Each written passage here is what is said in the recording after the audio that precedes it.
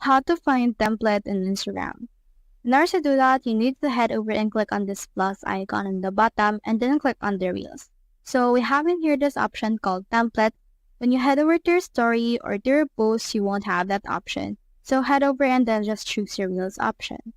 Now click on this templates right here, and then you can see in here some templates that you can choose from, just like this transitions right here, as well as this text right here for the mountains, this one with the road.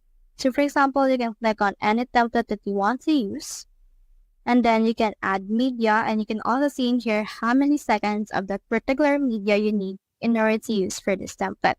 So let me head over and add in here some media. Then after that, click on next. And as you can see, this will process this and then click on next right here. And then this will actually create a reel for me that I can actually upload. So that's how you find template in Instagram. Hope we help.